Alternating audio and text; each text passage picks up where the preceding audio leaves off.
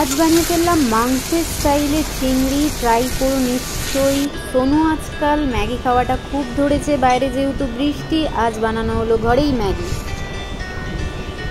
ডিনারে ছিল মুড়ি চিংড়ি, এটাও নতুনত্ব, বেশ অনেকদিন পর আজকে ট্রাই করা হলো।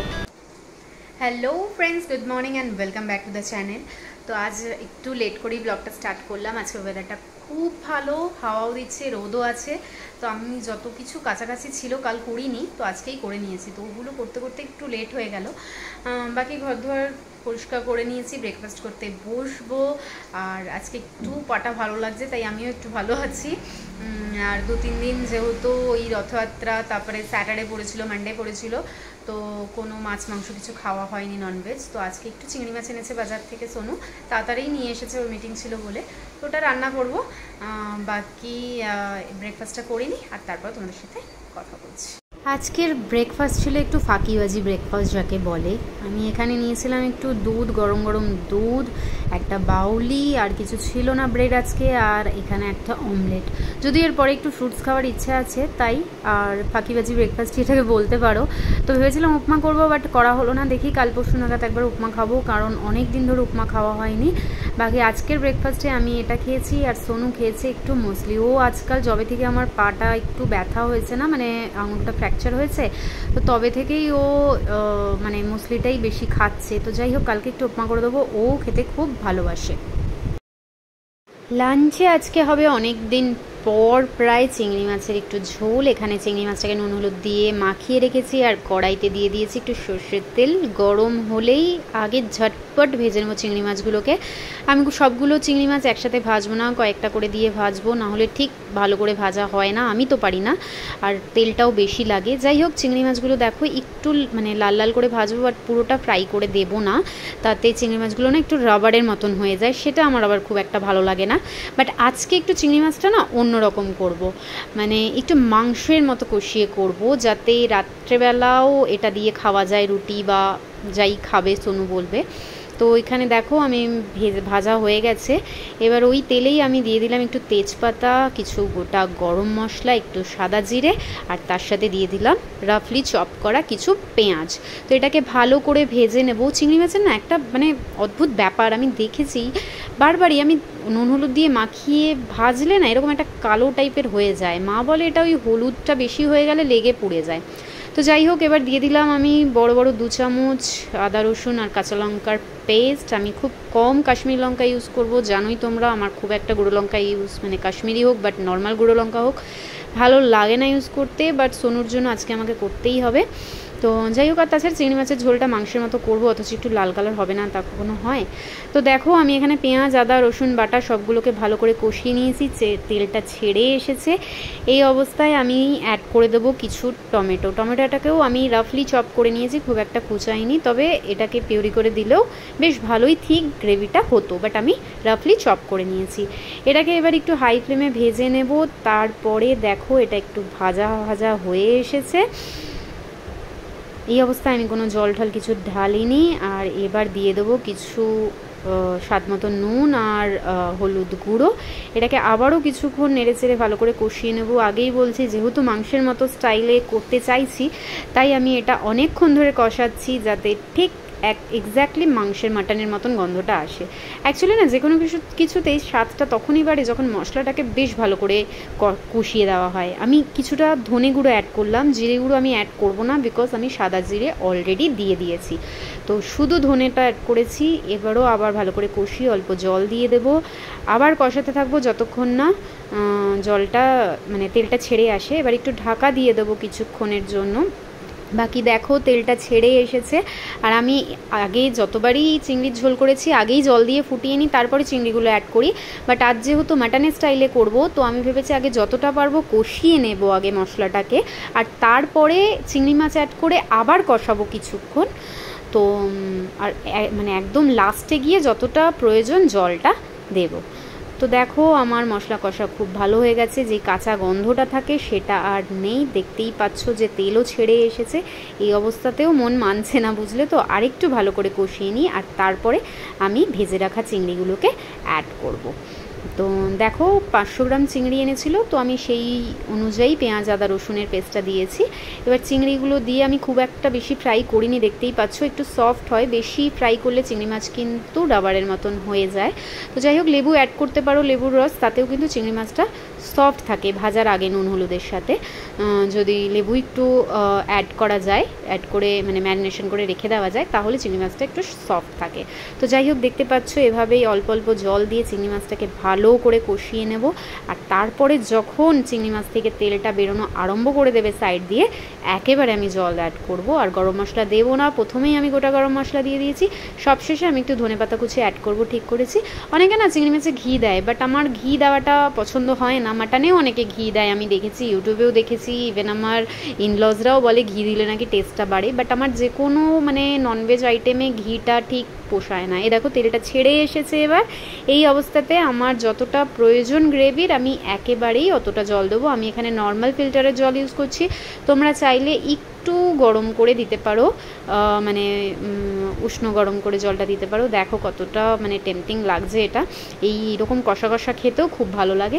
দেখো আমি এতটাই জল দিলাম, এটাকে আগে হাই ফ্লেমে একটু ফুটিয়ে নেব একটা বয়েল। আর যেভাবে যখনই বয়েলটা চলে আসবে, আমি এটাকে লো ফ্লেমে ঢেকে দেবো কিছুক্ষণের জন্য, যাতে চিংড়ি মাছের ভিতরে জলটাও ঢুকে যায়, ভালো মতো এটা সেদ্ধ হয়ে যায়। আলুও দিয়েছি দুটো, তাই সবশেষে আমি অ্যাড করলাম একটু ধনেপাতা। এবার গ্যাসটাকে অফ করে দেবো। তো রান্নাবান্না কমপ্লিট, বিশেষ কিছু আজকে আয়োজন হয়নি, দেখতেই পেলে কি করলাম, বাকিটা লাঞ্চ টেবিলেই দেখাচ্ছি। আর রান্না করে একটু হাঁপিয়ে গেছি, তো চলো আগে আমি বেড়ে নিই লাঞ্চটা, তারপর তোমাদের সাথে কথা হচ্ছে। তো আজ গোবিন্দভোগের রাইস করেছি, একটু পাঁপড় ভাজা, সঙ্গে আলু ভাজা পোস্ত দিয়ে।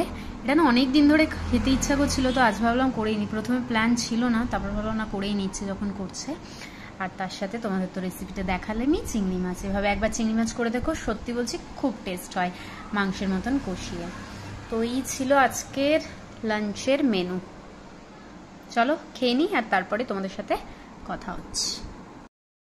যেন খেয়ে দিয়ে ভাবলাম একটু রেস্ট নেব, মানে একটু ভাবতে গিয়েই উঠলাম সন্ধ্যে 7টায়। ঠান্ডাও লেগে গেছে, মানে আমার এই হয়, মানে উইন্টার এলেই আর বর্ষাকাল এলেই এইরকম হয় এই সিজনগুলোতে, মানে সপ্তাহে 4 দিন আমার লেগেই থাকে ঠান্ডা। আর জামা কাপড় সকালে বললাম তোমাদেরকে ঝলমলিয়ে রোদ উঠেছে, তো ওই জামা কাপড় কিছু কিছু জিনিসে কোমরের দিকটা একটু ভেজা ভেজা ছিল, আর এবার ঝলমলিয়ে রোদ আছে, শুকিয়ে যাবে, ঘন্টাখানেক পরে উঠিয়ে নেবো। ওই যে শুয়েছি, সোনুর মিটিং চলছিল, ও আর দেখেনি, বৃষ্টি এসে ওগুলোও ভিজে গেছে, ওগুলো শুকোতে দিলাম। আর এত লেটে উঠলাম, সন্ধ্যে 7টা, ভাবতে পারছো, মানে আমি এখন চা করে খাবো, রাতে ঘুম আসবে কি না বুঝতে পারছি না, বাট চাটা খেতেই হবে। ঠান্ডা লেগেছে, গলার অবস্থাটাও যেমন খারাপ, নাক ফাঁকও বন্ধ হয়ে আসছে, তো একটু চা খাবো, বানিয়ে নিই, আর তারপরে ফিরে এসে তোমাদের সাথে আবার কথা বলছি। চায়ের সাথে আমি এখানে বানিয়েছি একটু হোয়াইট সস পাস্তা। এটা অ্যাকচুয়ালি ওই রেডি টু কুক থাকে না, ওই পাস্তা। তো সোনু এটা খুব একটা পছন্দ করে না, বাট বাইরে বৃষ্টি পড়ছে আর আজকে বাইরে থেকে কিছু আনা যাবে না, তাই আমি নিজের জন্য একটু পাস্তা বানিয়ে নিয়েছি। আর তার সাথে চাটা না হলে তো হয় না, বাইরে বৃষ্টি একেই। আর গরম গরম পাস্তাটা না আমার যেহেতু একটু ঠান্ডা লেগেছে বললামই, তো বেশ ভালোই লাগবে।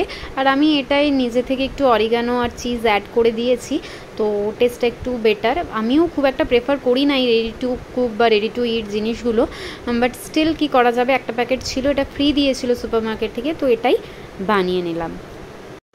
সোনু আমাকে খেতে দেখে পাস্তা, ও বললো ও ম্যাগি খাবে, তো আটা নুডলসটা ও আজকাল একটু বেশি খাওয়া ধরেছে। যাই হোক, তো ও নিজের জন্য একটু আটা নুডলস বানিয়ে নিয়েছে, দেখতেই পাচ্ছ। ও কিন্তু নুডলসটা সত্যিই খুব ভালো বানায়, বাট স্টিল আমি মনে করি আটা নুডলস হোক বা ওই ম্যাগি যেই ময়দা দেওয়া নুডলসটা হোক, খুব একটা ভালো নয়। বাট আজকে বাইরে বৃষ্টি, তো ম্যাগি পাস্তা এইসব খেতে ভালোই লাগবে, ও গরম গরম খাচ্ছে। ও আজকে বেশ ভালোই বানিয়েছে, যদিও আমি টেস্ট করিনি, বাট দেখেই মনে হচ্ছে খুব ভালো হবে। তো ওর আজকে সন্ধ্যের টিফিন হলো ম্যাগি।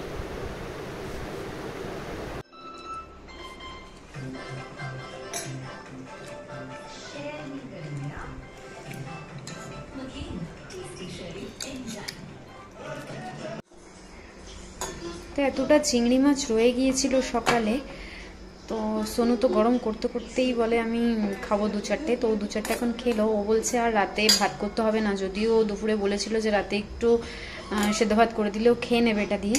বাট এখন বলছে ম্যাগি খেয়ে ওর আর ইচ্ছে নেই, ও মুড়ি দিয়ে চিংড়ি খেয়ে নেবে। আমি জানি না তোমরা কেউ খেয়েছো কি না, বাট টেস্ট করো। মুড়ি দিয়ে কিন্তু যেমন মাটনের ঝোল খুব ভালো লাগে, চিংড়ি মাছের এই আইটেমটা খুব ভালো লাগে। আমি যেহেতু সকালে কষিয়ে কষিয়ে করেছি এটাকে মাটনের মতন, তো এটাও খুব ভালো লাগে।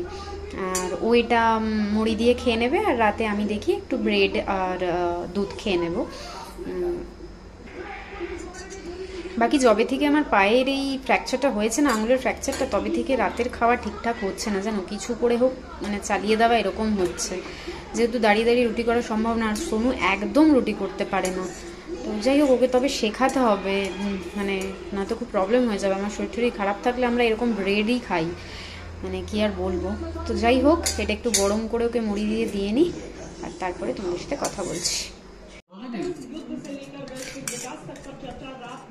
তো এখানে সোনু খাচ্ছে চিংড়ি আর মুড়ি।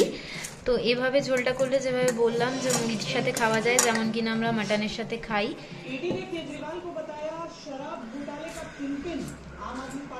পুরোটা একসাথে মেখে নাও। କେମିତି ଲାଗୁଛି সোনু? ଭଲ ଲାଗୁଛି। ମୁଢ଼ି ସାଙ୍ଗରେ ଚୁଙ୍ଗୁଡ଼ି ଝୋଳ ତାପରେ ମଟନ ଝୋଳ ଭଲ ହିଁ ଲାଗେ। କୁହ।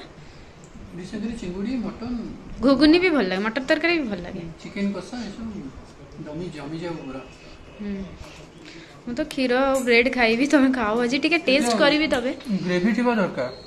আজ এটা তো একটু গ্রেভি কম হয়ে গেছে আজকে না, গ্রেভি ଟିକେ ଥିଲେ ଭଲ লাগে। মজা আসিଯିବ।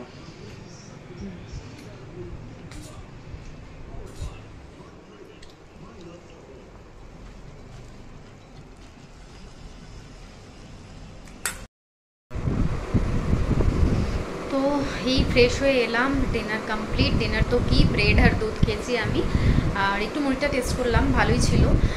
তো যাই হোক, অনেক দিন পরে আজকে না রাতে একটু প্রপারলি স্কিন কেয়ার করবো। অ্যাকচুয়ালি জবে থেকে আমার ব্যথা হয়েছে, পায়ে ফ্র্যাকচার হয়েছে আঙুলে, তবে থেকে না প্রপারলি স্কিন কেয়ারটা করা হয়নি।